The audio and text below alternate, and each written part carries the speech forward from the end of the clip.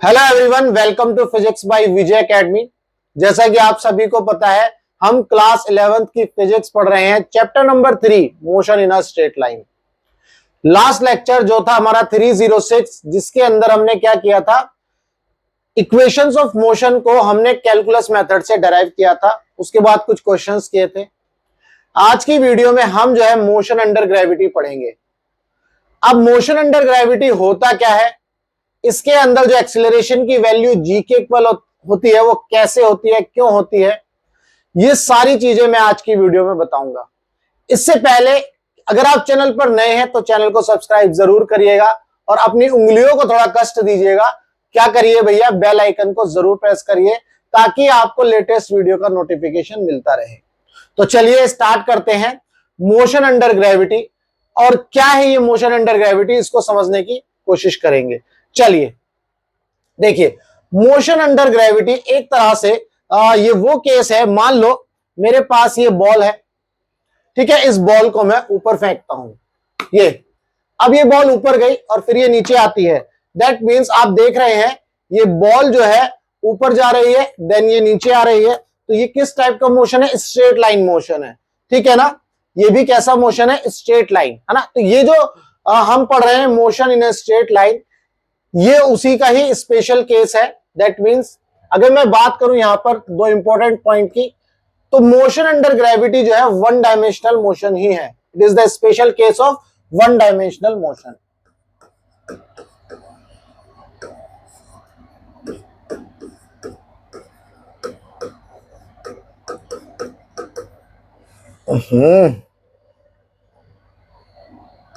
It is the special case of one D motion. इसके बाद दूसरा, अब हमें पता है भाई, आपने बचपन में पढ़ा है मोशन अंडर ग्रेविटी के केस में एक्सीलरेशन की वैल्यू आप जी के इक्वल ले लेते हो।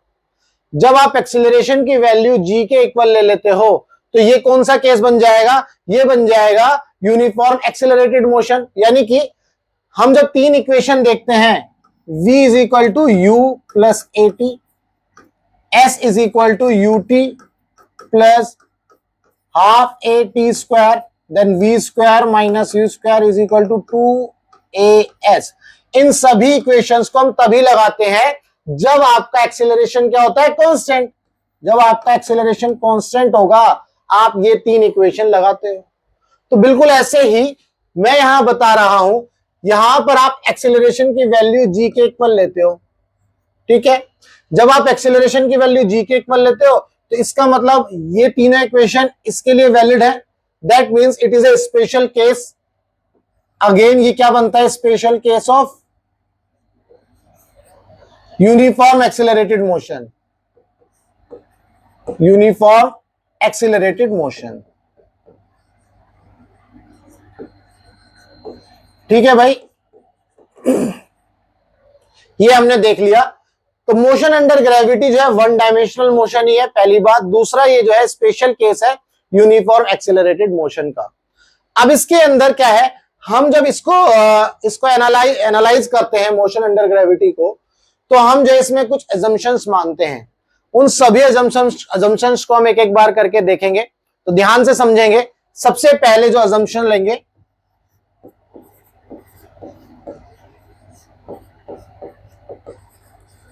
क्या क्या अजम्पशंस लेते हैं। सबसे पहले फर्स्ट अजम्पशन है हमारा, ये जो एयर का रेजिस्टेंस है भाई, जब बॉल ऊपर जाएगी तो एयर जो है इस बॉल के मोशन को रेजिस्ट करेगी, अपोज करेगी। जब ये बॉल ऊपर जाएगी तो एयर जो है इस बॉल के मोशन को रेजिस्ट करेगी। नीचे आएगी बॉल तो उस केस में भी एयर रेजिस्ट करेगी। तो दोनों केस में एयर जो है इस बॉल के मोशन को रेजिस्ट करेगी। तो इसका मतलब हम यहां पहला अजम्पशन लेंगे, एयर के रेजिस्टेंस को क्या किया जाएगा, नेग्लेक्ट किया जाएगा। एयर रेजिस्टेंस is neglected, ठीक है भाई। एयर के रेजिस्टेंस को हम नेग्लेक्ट करेंगे। अब मुद्दे की बात यह है, अब मुझे आप ये बताओ, जब ये बॉल ऊपर जा रही है और जब ये बॉल ऊपर से मान लो ऐसे छोड़ देते हैं, नीचे आ रही है, आपको पता है किस वजह से ऐसा होता है, कमेंट करके बताओ। आप थोड़ा सा वेट करते हैं, आप कमेंट करके बताओ आपको पता है ये किसकी वजह से होता है, ये होता है ग्रेविटेशनल फोर्स की वजह से, यानी अर्थ की ग्रेविटी की वजह से ऐसा होता है ना भाई। अर्थ की ग्रेविटी की वजह से ये बॉल जो है नीचे आती है। बट क्या अर्थ की ग्रेविटी की वजह से बॉल ऊपर जाती है? जी हाँ बिल्कुल, अर्थ की ग्रेविटी की वजह से बॉल भी ऊपर जाती है। दैट मीन्स दोनों केस जो है फ्री फॉल के ही है। बॉल नीचे आएगी तब आप एक्सीलरेशन जो है जी के इक्वल लोगे, बॉल ऊपर जाएगी तब भी आप एक्सीलरेशन जी के इक्वल लोगे। ये बॉल ऊपर जाएगी फिर इसकी वेलोसिटी 0 हो जाएगी, इस केस में भी आप एक्सीलरेशन जो है जी के इक्वल लेते हो, और यहां पर भी जो है ये फ्री फॉल की कंडीशन में आता है। दैट मीन्स ये दोनों कंडीशन फ्री फॉल की कंडीशन है। अब हम इसको प्रूफ करेंगे, आपको समझाने के लिए, ऐसा बुक्स में नहीं है बट आपको मैं ये प्रूफ करके दिखाऊंगा कि हाँ भाई जो है ए जब जी के इक्वल आ जाएगा समझ लेना वो फ्री फॉल की कंडीशन है।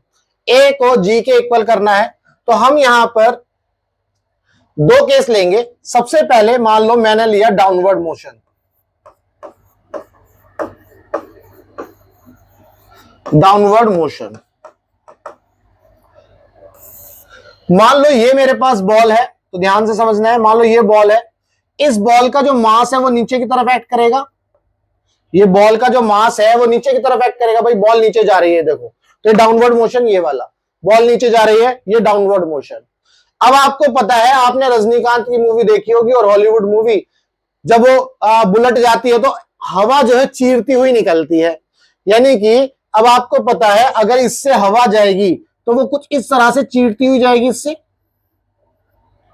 यानी कि हवा को चीरती हुई बॉल जो है नीचे की तरफ जा रही है और हवा पीछे की तरफ है, यानी कि हवा चीर रही है ये। इसका मतलब जो एयर है वो इस बॉल के ऊपर ये ड्रैग फोर्स लगा रही है एफ डी। भाई यहां तक तो क्लियर है। अब बॉल जब नीचे की तरफ जा रही है, जब बॉल नीचे की तरफ जा रही है तो यहां पर अच्छा इसका डाउनवर्ड ये वेट लगेगा एम जी, ठीक है। जब बॉल नीचे की तरफ जा रही है तो इसके अंदर लगेगा ये एक्सीलरेशन, ठीक है। अब हम क्या करेंगे, इसके अंदर इन सभी फोर्सेस को बैलेंस करेंगे न्यूटन सेकंड लॉ के हिसाब से। न्यूटन सेकंड लॉ बोलता है भैया आप जो है समेशन निकालो किसका, एफ एक्सटर्नल का, यानी कि आप एफ एक्सटर्नल का नेट निकाल लो और उसको किसके इक्वल रख देना, मास इनटू एक्सीलरेशन के। बट ये ध्यान रखना है साइन यहां भी रखो और यहां भी रखो। अब साइन रखने का मतलब ये है, मान लो इधर प्लस इधर माइनस, इधर प्लस इधर माइनस। अब जो भी फोर्सेस जिस भी डायरेक्शन में लग रहे होंगे उसके हिसाब से आप ये वैल्यूज रख लेना। देखो ध्यान से समझेंगे, इसका वेट mg, इसका वेट कहां लग रहा है, डाउनवर्ड, नॉट मास। वेट जो है इसका mg डाउनवर्ड लग रहा है, तो क्या हम इसको ऐसे लिख सकते हैं माइनस mg। जी बहुत बढ़िया, ठीक है। वेट mg देखो इस डायरेक्शन में लग रहा है, नेगेटिव लेना है, नेगेटिव ले लिया। इसके बाद fd, fd किस डायरेक्शन लग रहा है, ऊपर की तरफ। दैट मींस ये प्लस ले लिया मैंने, fd इज इक्वल टू ये मास इंटू एक्सीलरेशन के इक्वल आएगा। भाई इसके अंदर एक्सीलरेशन एक इस डायरेक्शन में, डाउनवर्ड डायरेक्शन में, तो यहां पर मास इंटू एक्सीलरेशन लिख देंगे हम। अब चूंकि ये किस डायरेक्शन में है, डाउनवर्ड डायरेक्शन में, तो यहां माइनस। क्लियर है। इस तरह से आपने इक्वेशन, सेकंड इक्वेशन लगाते हैं हम न्यूटन सेकंड लॉ की, है ना। तो यहां से हम क्या करेंगे, हमने क्या एज्यूम किया था, एयर के रेजिस्टेंस को नेग्लेक्ट किया था। जब आप एयर के रेजिस्टेंस को नेग्लेक्ट करेंगे तो ये वाली वैल्यू आपकी क्या हो गई, 0। भाई हमने इसको नेग्लेक्ट कर देंगे तो एफ डी भी 0 हो गया। तो यहां से आप देखो minus m g is equal to minus m a, तो माइनस से माइनस उड़ा दो, एम से एम उड़ा दो, तो आपको ए इज इक्वल टू जी मिल गया। इसका मतलब यहां पर ये जो ए है ये किसके इक्वल है, जी के। और जी की डायरेक्शन क्या है, डाउनवर्ड। भाई जी की डायरेक्शन क्या है, डाउनवर्ड। एक्सीलरेशन की डायरेक्शन क्या है, डाउनवर्ड। तो यहां से आपको ये पता चला जब बॉल नीचे की तरफ जाएगी तो इसके अंदर, जब फ्री फॉल वाली कंडीशन हम एज्यूम करेंगे तो इसके अंदर जो एक्सीलरेशन होगा वो जी के इक्वल आएगा। इसके अंदर जो एक्सीलरेशन होगा वो जी के इक्वल आएगा। तो यानी कि ये भैया फ्री फॉल वाली कंडीशन है। तो डाउनवर्ड मोशन के लिए तो हमने चेक कर लिया फ्री फॉल की कंडीशन। अब हम अपवर्ड का क्या करें भाई, अब हम अपवर्ड की भी बात कर लेते हैं। चलो यहां पर लिखेंगे अपवर्ड मोशन। अपवर्ड मोशन के लिए बात करते हैं हम।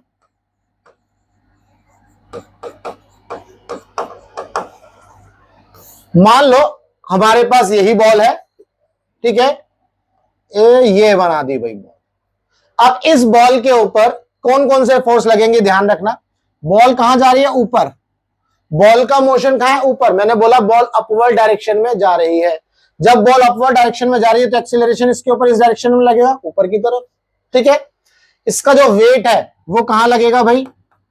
वो डाउनवर्ड लगेगा। ये लग गया भाई mg। अब इसके अंदर ड्रैग फोर्स कैसे लगेगा? सोचो, जब ये बॉल ऐसे जाएगी ऊपर की तरफ तो ये हवा को चीरेगी इधर की, इस तरह से, है ना। यानी कि हवा जो है इसको रेजिस्ट करेगी इस डायरेक्शन में या अपोज करेगी, तो आप इस तरह से ड्रैग फोर्स बनाओगे। ये हो गया आपका एफडी, है ना, फिक्स डिपॉजिट।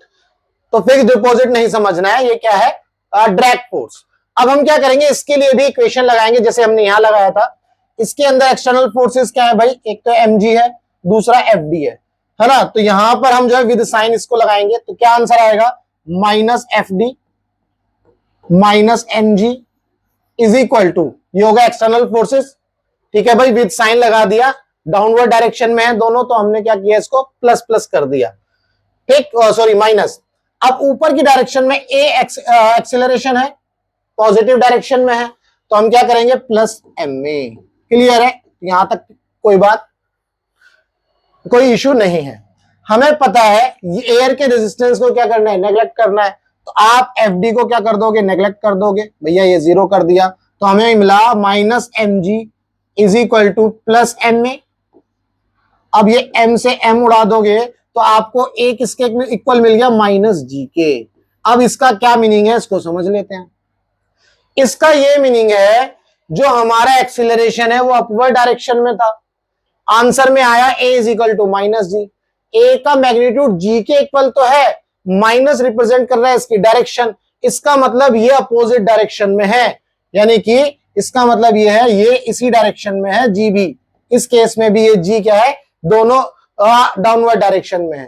तो हमें ये पता चला कि भैया इस केस में डाउनवर्ड मोशन में और अपवर्ड मोशन में, दोनों ही केस में एक्सेलरेशन ड्यू टू ग्रेविटी हमेशा कहां लगता है? डाउनवर्ड।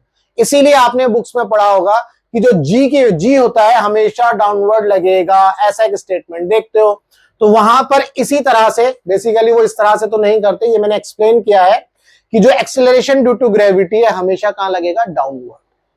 ठीक है भाई, तो आपको ये चीज क्लियर हो गई होगी।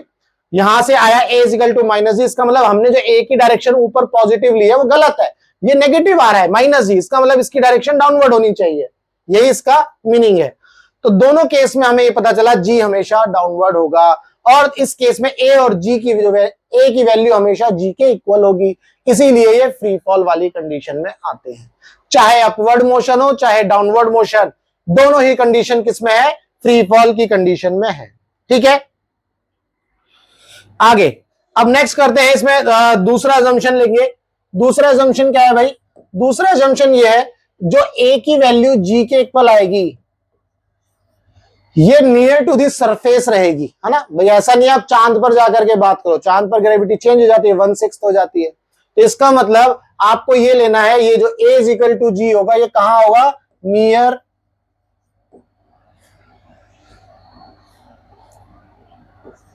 Near to the surface. किसकी सरफेस पर? Surface of earth.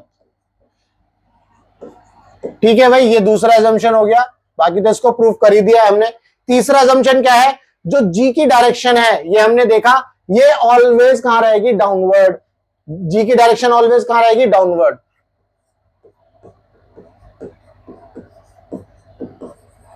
Direction of g always, direction of G always will be considered in downward। Clear है भैया? ये हो गए तुम्हारे अजम्पशन। तो हमने ये देख लिया कि मोशन अंडर ग्रेविटी का कॉन्सेप्ट तो हमने समझा क्या होता है, ए की वैल्यू जी के इक्वल कैसे आती है, जी हमेशा डाउनवर्ड लगता है, ये भी प्रूफ किया है। इसके बाद हमने ये कुछ एजम्पशन देख लिए, जी की वैल्यू अर्थ के सरफेस पर कांस्टेंट रहेगी, तो near to the surface of earth आपको लेना है। ठीक है, ये था मोशन अंडर ग्रेविटी का कुछ छोटा सा कॉन्सेप्ट। अब हम क्या करेंगे, हमने देखा कि भाई जो मोशन अंडर ग्रेविटी है ये स्पेशल केस है किसका? यूनिफॉर्म एक्सेलरेटेड मोशन का। जब ये यूनिफॉर्म एक्सिलरेटेड मोशन का स्पेशल केस है तो हम इसके अंदर ये तीनों इक्वेशन आराम से फिट कर सकते हैं। कैसे कर सकते हैं? देखो भाई, आपके पास तीन इक्वेशन है। v is equal to u plus a t, s is equal to u t plus half a t square, v square minus u square is equal to 2as। ठीक है, हम क्या करेंगे, इन तीनों इक्वेशन के अंदर हमने अभी पढ़ा था कि भैया जो a की वैल्यू है वो g के इक्वल होगी। a की वैल्यू किसके इक्वल होगी? g। लेकिन g हमेशा डाउनवर्ड एक्ट करेगा। जब g हमेशा डाउनवर्ड एक्ट करेगा तो आप a की जगह इस इक्वेशन में माइनस g रख दो सभी इक्वेशन में। ठीक है, जब आप इस इक्वेशन में लिखोगे v is equal to u plus minus g into t, इस तरह से हम इस इक्वेशन को लिख देंगे।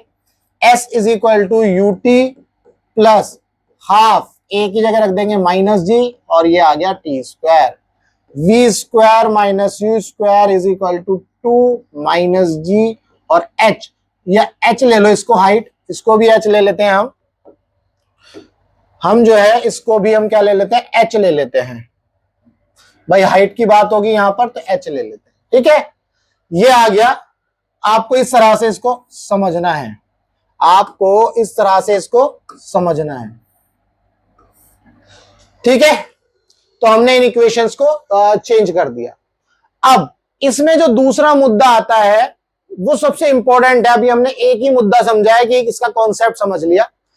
अब दूसरा मुद्दा यह है, इसमें जो है ना इक्वेशंस ऑफ मोशन को लगाते वक्त हमें डायरेक्शन में बड़ी गड़बड़ होती है। तो अब हम डायरेक्शन को समझ लेते हैं, डायरेक्शन कैसे लगानी है। ठीक है, डायरेक्शन को कैसे लगाना है, डायरेक्शनल इश्यूज हम देख लेते हैं इसमें।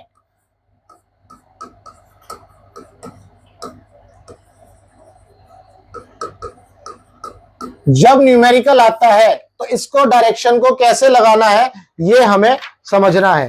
ठीक है भाई, तो कैसे लगाना है देखो, अभी मैंने आपको बताया था, इसको ग्राफ की तरह समझो। अब यहां की बात तो अलग हो गई भाई, हमें तो स्ट्रेट लाइन मोशन पढ़ रहे हैं लेकिन हॉरिजॉन्टल डायरेक्शन में नहीं, वर्टिकल डायरेक्शन में पढ़ रहे हैं, है ना। तो ऊपर की डायरेक्शन में प्लस ले लेना है, नीचे की डायरेक्शन में माइनस। ठीक, लेकिन ये डिपेंड करेगा आपका रेफरेंस पॉइंट क्या है, यानी कि आपका आरपी सिंह कौन है।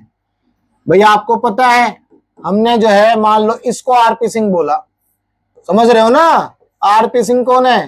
क्रिकेटर नहीं है, ये आरपी सिंह वो है हमारा रेफरेंस पॉइंट, जहां पर आप खड़े हो, ऑब्जर्वर। यहां ऑब्जर्वर खड़ा है। अब आप अगर ये ऑब्जर्वर ऊपर की डायरेक्शन में कोई भी चीज देखता है तो वो प्लस ले लेनी है, डाउनवर्ड डायरेक्शन में देखता है तो वो माइनस ले लेनी है। ये इसका डायरेक्शनल इश्यूज है। फॉर एग्जाम्पल मान लो बॉल ऊपर से ड्रॉप करी गई। अच्छा, हम इसके अभी केस समझेंगे, बट आपको ये समझना है कि भाई ऊपर की डायरेक्शन में प्लस, नीचे की डायरेक्शन में माइनस। ऐसा क्यों है? देखो, ये वेलोसिटी कैसी क्वांटिटी है? Vector quantity. जी कैसी क्वांटिटी है? Vector quantity.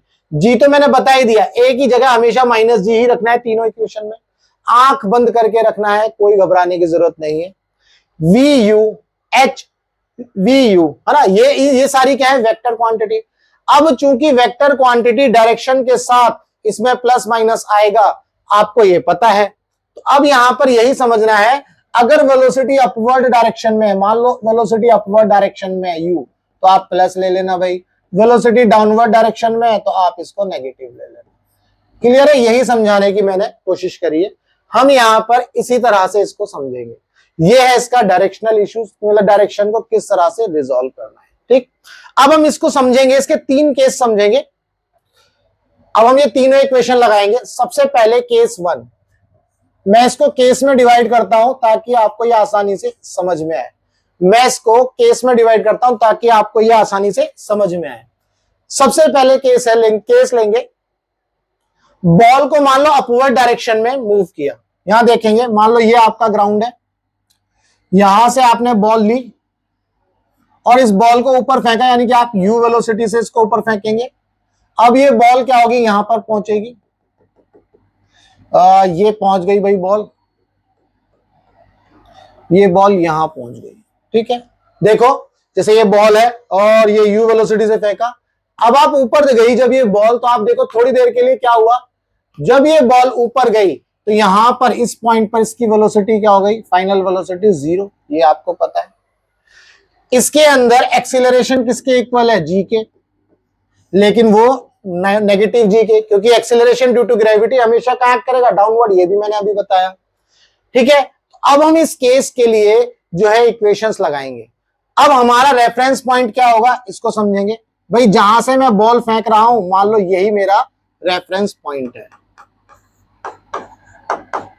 ठीक है, मान लो ये मेरा रेफरेंस पॉइंट है। अब इस रेफरेंस पॉइंट से आप देखो u की वैल्यू ऊपर है, पॉजिटिव ले लेना, v की वैल्यू तो 0 है, एक्सेलरेशन तो आपको बता ही दिया।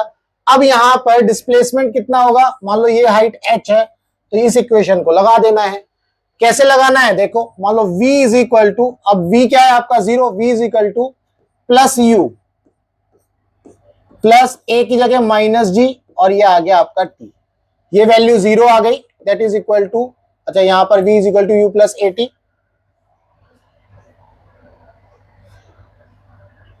तो यहां पर आ गया, तो u माइनस जी टी, तो यहां से आप क्या निकाल सकते हो, u is equal to g t, ये इक्वेशन आ गई भाई। ठीक है, ये आ गई आपकी फर्स्ट इक्वेशन। अगर मैं सेकंड इक्वेशन लिखता हूं इस केस में, तो सेकंड इक्वेशन क्या है, h प्लस का ले लेना है, क्योंकि रेफरेंस पॉइंट से ऊपर की डायरेक्शन में है। आप ध्यान से इन कॉन्सेप्ट को समझो, न्यूमेरिकल चुटकियों में होगा, अगर डायरेक्ट न्यूमेरिकल करेंगे तो समझ में नहीं आएगा, ये ध्यान रखना। आपको क्या करना है, पहले इनको अच्छे से समझना है, इस कॉन्सेप्ट को पकड़ना है, दिमाग में बैठाना है। तो आपका जो हाइट हुआ वो अपवर्ड डायरेक्शन में प्लस ले लिया आपने, that is equal to s is equal to u t, आपका u तो प्लस में है, ये आ गया u, और ये t प्लस हाफ a की जगह माइनस g, और ये आ गया टी स्क्वायर। ठीक है भाई, ये इक्वेशन आपकी इस तरह से लग जाएगी। थर्ड इक्वेशन देखेंगे, अगर आप थर्ड इक्वेशन लगाएंगे तो क्या होगी, वो v square minus plus u का square is equal to 2 minus g, और ये आ गया प्लस h। इस इक्वेशन को हमेशा ऐसे लगाना सीखो।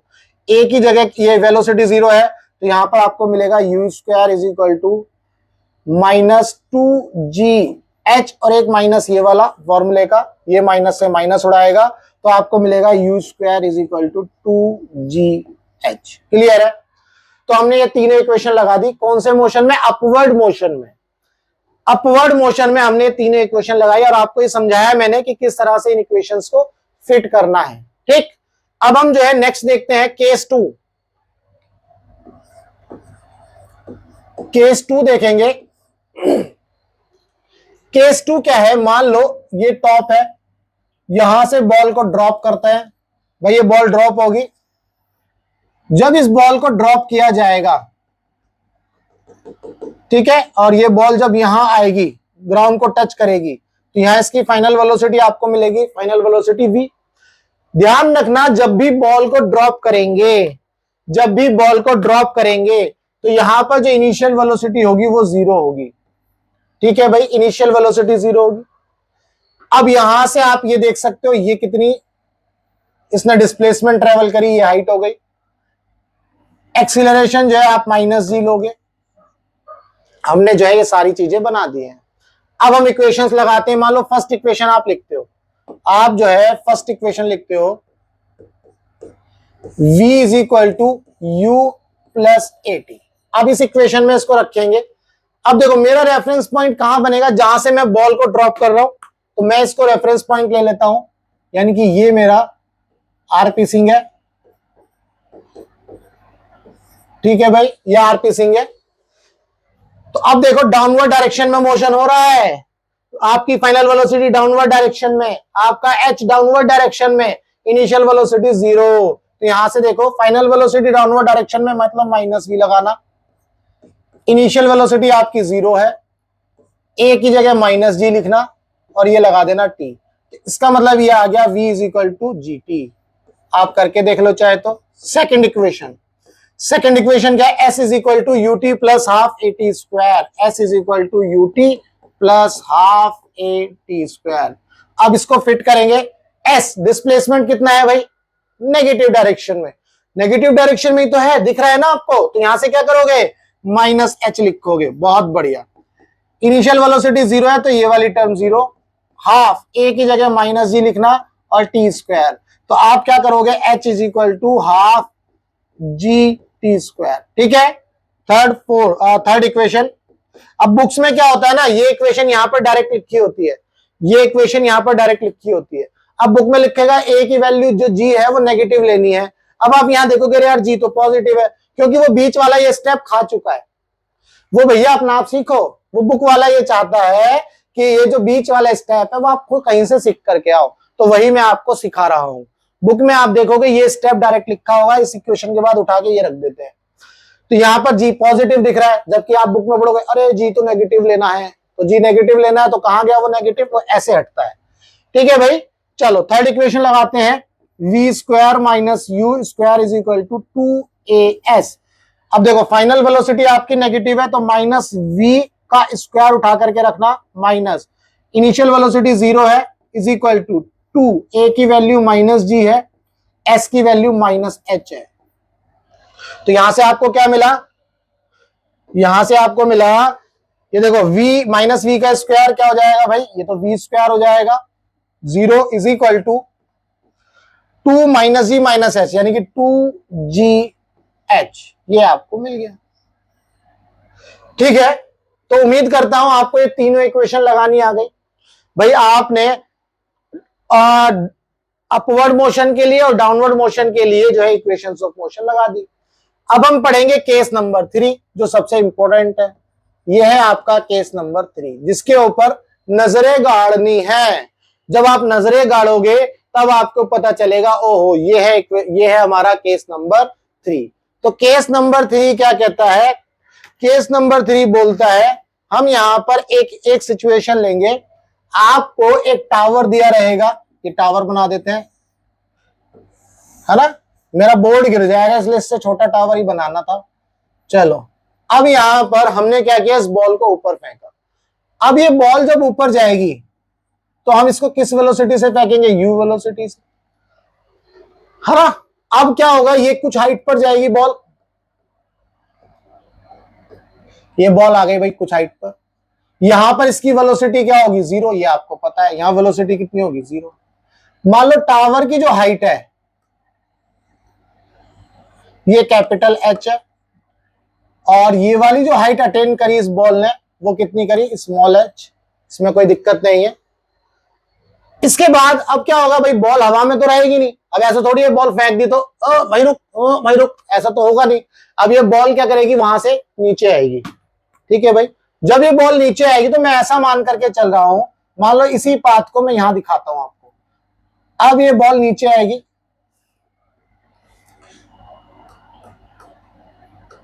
ये बॉल नीचे आ रही है भाई,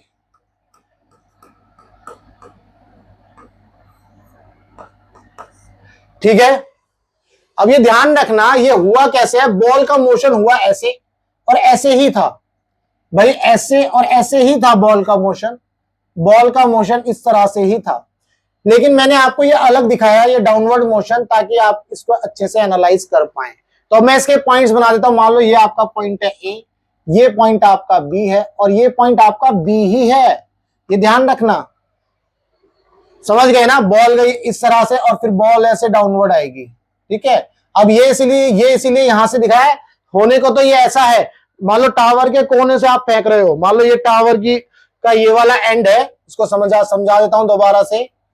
तो बॉल आप इस तरह से फेंक रहे हो, यहां से बॉल कहां से फेंक रहे हो, यहां से, यहां पर जो है आप खड़े हो और इसके आपके हाथ में बॉल है और आपने ये बॉल क्या करी, ऊपर उछाल दी, तो ये बॉल ऊपर गई और फिर इसी पाथ को लेते हुए बॉल नीचे आएगी।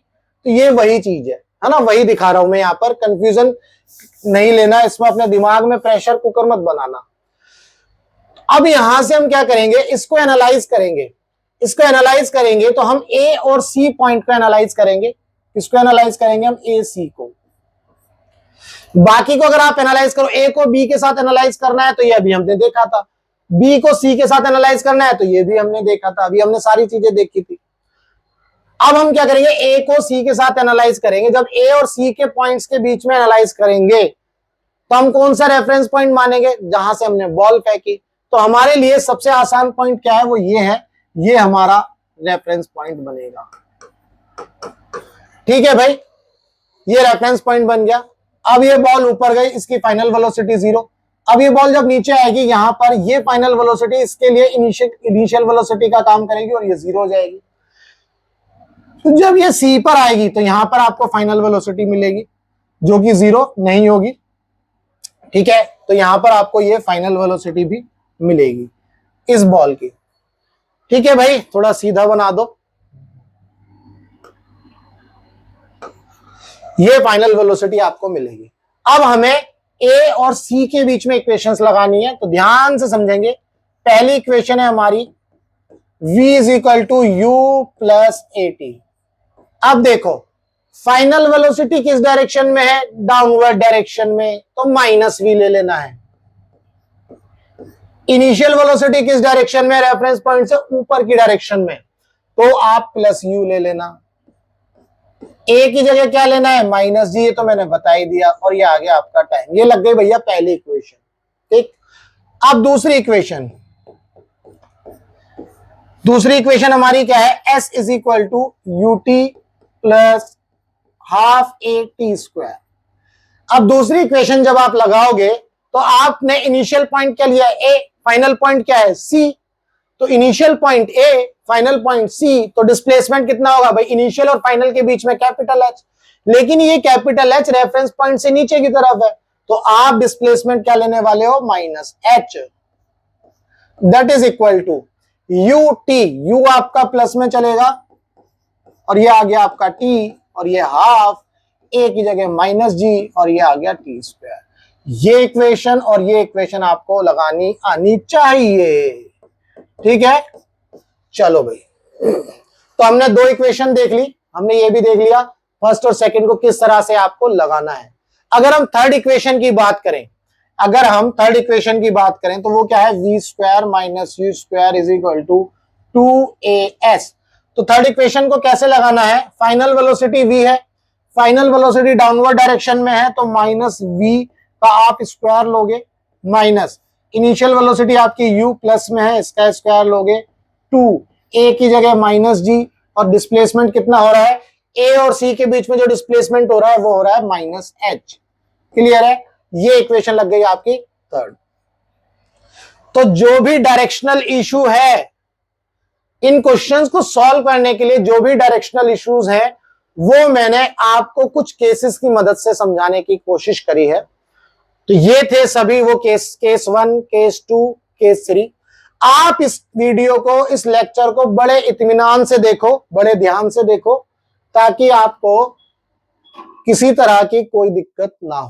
प्यार से समझो क्या क्या डायरेक्शंस इसमें लगाई जा रही हैं, कैसे लगाई जा रही हैं, कहां पर हमें रेफरेंस पॉइंट लेना है, ये सारे पॉइंट्स आपको पता होने चाहिए। जब आप न्यूमेरिकल करोगे, आप मतलब अगर इस तरह से सीखते हो तो बिल्कुल भी किसी न्यूमेरिकल में नहीं फंसोगे। क्योंकि बच्चे क्या करते हैं, डायरेक्शंस का ध्यान नहीं देते हैं, बस जो बुक में लिखा होता है कि जी हमेशा नेगेटिव लेना, बस वही एक लाइन लिखी होती है, बाकी को वो छोड़ देते हैं। बाकी लिखा ही नहीं है बुक में, और जब लिखा नहीं है तो उसको सॉल्व करते हैं तो वो होता नहीं है। मैंने जैसा बताया, अब जैसे मैं आपको बताने की कोशिश करता हूं, जैसे ये इक्वेशन यहां है, अब यहां देखो बुक में ये डायरेक्ट इक्वेशन ऐसे ही लिखी होगी, है ना, बट है ना, यहां पर देखो माइनस जी आ गया, यहां पर क्या कर देंगे, माइनस जी आ गया। अगर इसकी इनिशियल वेलोसिटी 0 हो जाती है तो ये क्या करेंगे, h is equal to half g t square direct लिख देंगे। अगर इनिशियल वेलोसिटी 0 है तो ये वाला केस बन जाएगा जैसे मैंने यहां बताया था, ये केस डायरेक्ट लिख देंगे। तो क्या होता है, बच्चा कंफ्यूजन में आ जाता है कि भाई हुआ क्या यार, इस इक्वेशन में अगर मान लो इनिशियल वेलोसिटी 0 नहीं है तो हमें पता है यार ये माइनस जी सही लगा रहा है सब कुछ, लेकिन जैसे ही इनिशियल वेलोसिटी 0 हुई तो ये इस इक्वेशन पर जंप क्यों कर गया, इसके बीच का स्टेप कहां गया, वो नहीं बताता। इसीलिए जो है कंफ्यूजन ज्यादा होती है बुक्स में जब आप पढ़ते हो। तो मैंने क्या किया, मैंने इसको बहुत ही सिंपल भाषा में इसको एक्सप्लेन किया है, आपको हर एक स्टेप बताया है, ताकि आपको ये पता चल जाए कि हाँ भाई स्टेप्स कैसे लिखने हैं, कैसे सॉल्व करना है, कौन सी चीज कैसे लिखनी है, ठीक है ना। तो उम्मीद करता हूं आपको ये जो कॉन्सेप्ट है मोशन अंडर ग्रेविटी का, ये अच्छे से क्लियर हुआ होगा। अगर अच्छे से क्लियर हुआ है तो वीडियो को लाइक करना और अपनी उंगलियों को थोड़ा कष्ट दे दो, ताकि आप जो है इस चैनल को सब्सक्राइब कर दो, है ना। तो उंगली उठाओ और बटन प्रेस कर दो। अब जो है हम नेक्स्ट वीडियो में इसके क्वेश्चंस करेंगे। आज तो हमने क्या किया, इसके कॉन्सेप्ट को समझा है। नेक्स्ट वीडियो में हम मोशन अंडर ग्रेविटी के क्वेश्चंस करेंगे। क्वेश्चंस की मदद से हम जो है इन कॉन्सेप्ट को अच्छे से समझेंगे और गहराई से समझेंगे और अपने दिमाग में फिट करेंगे। तो चलिए मिलेंगे हम अपनी नेक्स्ट वीडियो में, तब तक के लिए गुड बाय, टाटा, टेक केयर, जय हिंद।